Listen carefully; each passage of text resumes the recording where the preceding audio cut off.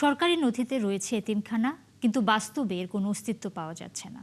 অথচ এই নাম সর্বস্ব প্রতিষ্ঠানগুলো বছরের পর বছর সরকারি বরাদ্দ পাচ্ছে। সম্প্রতি বরিশালের বাকেরগঞ্জে এমন 15টি এতিমখানা পাওয়া গেছে, যার নামে বরাদ্দ হয়েছে প্রায় 9 লাখ টাকার খাদ্যশস্য। কিভাবে অস্তিত্বহীন প্রতিষ্ঠানগুলোর নামে এই বরাদ্দ দেওয়া হলো তা নিয়ে উঠছে নানা প্রশ্ন। জুয়েল তালুকদারের তথ্য এবং ছবিতে প্রতিবেদন। 2025 সালে বরিশালের বাকেরগঞ্জ উপজেলা নির্বাহী কর্মকর্তা রুমানা আফরোজের সুপারিশে জেলা ত্রাণ ও পুনর্বাসন কার্যালয় থেকে 15টি এতিমখানায় 9 লাখ টাকা বরাদ্দ দেয়া হয়। তখন থেকেই এই বরাদ্দ নিয়ে সচেতন মহলে প্রশ্ন ওঠে। সেই বরাদ্দকৃত তালিকা ধরেই উপজেলার একাধিক এলাকায় সরেজমিনে যায় টিম 71। কিন্তু একটি এতিমখানারও অস্তিত্ব মেলেনি। এলাকাবাসী বলছেন, নামের কিছু অংশ পরিবর্তন করে এই প্রকল্পের বরাদ্দ আত্মসাৎ করা হচ্ছে। মাদ্রাসার যে হাফিজি হুজুর ছিল ওনার সাথে কথা বলেছি এবং আমার অফিসে খবর নিয়েছি, কিন্তু আমরা শুনছি যে বরাদ্দ হয়েছে 3 টন জিয়ার, কিন্তু আমরা কোনো পাইনি। কাগজে উল্লেখ যে প্রতিষ্ঠান রয়েছে ইসলামিয়া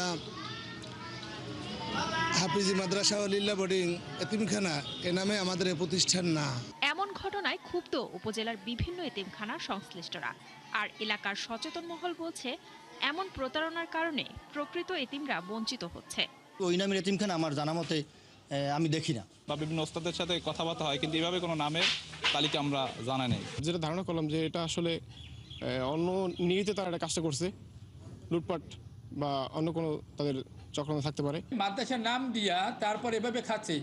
এই যারা খায় তাদের কঠোর বিচার হওয়া উচিত, এমন বিচার হওয়া উচিত যেই বিচারে সমস্ত জায়গার লোকই সর্ব সেক্টরের অন্যায়গুলো দূরীভূত হয়। এই বিষয়ে কথা বলতে চাননি উপজেলা ত্রাণ ও পুনর্বাসন কর্মকর্তা। তবে বিষয়টি খতিয়ে দেখার আশ্বাস দিয়েছেন উপজেলা নির্বাহী কর্মকর্তা।